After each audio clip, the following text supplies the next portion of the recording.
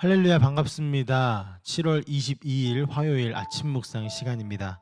오늘 함께 보실 말씀은 에스겔 28장 20절부터 26절 말씀입니다. 함께 한 절씩 보도록 하겠습니다. 주님께서 나에게 말씀하셨다. 사람아, 너는 얼굴을 돌려 시돈을 바라보고 그 성읍을 규탄하여 예언을 하여라. 너는 전하여라. 나 주 하나님이 말한다. 시돈아, 내가 너를 치겠다. 내가 내 가운데서 내 영광을 드러내겠다. 내가 너를 심판하고 내가 너 거룩함을 내 가운데서 나타낼 때에야 비로소 사람들이 내가 주인 줄 알 것이다. 내가 내게 전염병을 보내고 너의 거리에 피가 냇물처럼 흐르게 하겠다. 사방에서 적들이 몰려와서 칼로 너를 치면 사람들이 내 한가운데서 쓰러질 것이다. 그때에야 비로소 그들이 내가 주인 줄 알게 될 것이다. 이스라엘 족속을 멸시하는 사방의 모든 사람이 다시는 이스라엘을 가시로 찌르거나 아프게 하지 않을 것이다. 그때야 비로소 그들이 내가 주인 줄 알 것이다. 주 하나님께서 이렇게 말씀하신다. 내가 이스라엘 족속을 그들이 흩어져 살던 여러 민족 가운데서 모아오고 이방 사람들이 보는 앞에서 내가 거룩한 하나님임을 그들에게 나타낼 때에 그들이 자기들의 땅 곧 내가 내 종 야곱에게 준 땅에서 살게 될 것이다. 그들이 집을 짓고 포도나무를 심고 평안히 그 땅에서 살 것이다. 내가 그들을 멸시하는 사람들을 모두 심판하면 그들이 평안히 살 것이다. 그때에야 비로소 그들이 나 주가 자기들의 하나님임을 알게 될 것이다. 아멘. 에스겔서 28장 후반부는 두로의 심판에 이어 시돈이라는 도시를 향한 심판 말씀으로 시작되어집니다. 당시 이스라엘 주변 나라들은 군사적인 위협뿐만이 아니라 우상 숭배와 타락을 퍼뜨리는 영적인 가시와 같은 존재들이었습니다. 하나님은 그런 나라들을 심판하심으로 당신의 거룩하심을 드러내시고 동시에 오랜 시간 상처받고 무너졌던 당신의 백성을 회복의 자리로 이끄시고 계십니다. 이 본문은 우리가 세상 가운데 어떤 눈으로 하나님을 바라봐야 하는지, 그리고 상처 입은 공동체가 어떻게 하나님의 회복 안으로 들어갈 수 있는지를 보여주고 있습니다. 본문 20절부터 23절까지는 시돈에 대한 심판 선언인데요. 시돈은 고대 가나안 지역의 대표적인 항구 도시로서 경제력과 외교력이 뛰어났지만 동시에 우상 숭배와 도덕적 부패의 중심지이기도 했습니다. 이스라엘 역사에서 시돈은 종종 바알 숭배의 통로이기도 했고, 특히 아합의 아내 이세벨이 시돈 출신이라는 것을 보아 우리가 그것이 얼마나 우상 숭배로 팽배했는지를 알 수 있습니다. 하나님은 이 도시를 향해 분명하게 말씀하고 계십니다.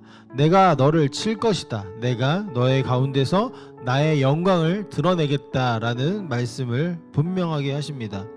이 말씀은 단순한 정치적 전복이 아니라 하나님의 거룩함과 공의가 열방 가운데 어떻게 실현되어지는지에 대한 선포입니다. 하나님께서는 당신의 백성을 괴롭힌 민족들에게 침묵하지 않으시며 공의롭게 응답하시는 분이시라는 사실이 이 말씀 안에 가득히 들어있습니다. 그리고 그 심판 속에서도 하나님은 그때야 비로소 그들이 내가 주인 줄 알게 될 것이다 라고 말씀하시는데요. 하나님의 심판은 언제나 공의와 거룩함을 드러냅니다. 또한 이 여기서 그들이라는 말은 시돈 땅을 의미합니다. 따라서 하나님은 그분의 이름을 열방 가운데 알리는 선교적 선언을 하고 계시는 것이죠. 하나님께서 심판하실 때에 이스라엘이 너희가 나의 백성이 되고 내가 너의 왕이 되겠다라고 말씀하시고 너희가 내가 주인 줄 알 것이다 라고 말씀하셨던 그 메시지가 지금 두로와 시돈 등의 하나님께서 그 이방 나라들에게 그것을 동일하게 선언하고 계시다라는 사실이 우리에게 큰 감동과 위로를 줍니다. 그러나 가장 감동적인 장면은 24절부터 시작되어지죠. 시돈과 같은 이웃 나라들이 이스라엘에게 어떤 존재였는지 하나님은 이렇게 표현하십니다. 이스라엘 족속을 멸시하는 사방의 모든 사람들이 다시는 이스라엘을 가시로 찌르거나 아프게 하지 않을 것이다. 이 가시라는 표현이요, 창세기 3장에 타락한 이후에 등장한 저주의 상징으로 표현되어지고 쓰여집니다. 이스라엘은 이웃 나라들로 인해 끊임없는 위협과 모욕 그리고 죄의 유혹을 경험해야 했던 것입니다. 그러나 하나님이 이 고통의 근원, 즉 가시를 제거하시겠다라는 것이죠. 다시는 그런 존재들이 이스라엘을 찌르도록 하지 못하게 하신 것입니다. 이 장면은요, 바로 회복의 약속인 것입니다. 공격을 막는 보호가 아니라 고통 자체의 제거를 의미하는 것이죠.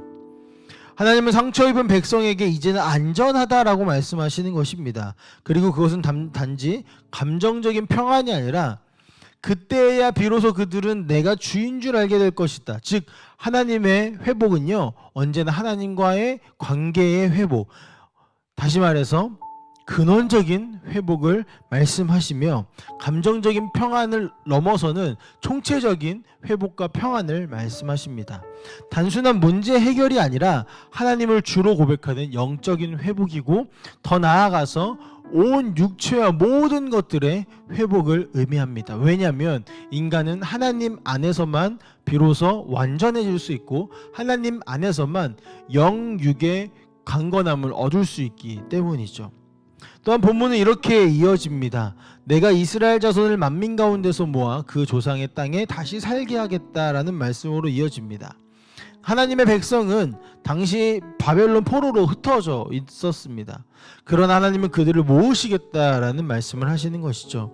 이건 단지 지리적인 귀환이 아니라 그것을 넘어서는 언약 안으로의 회복입니다.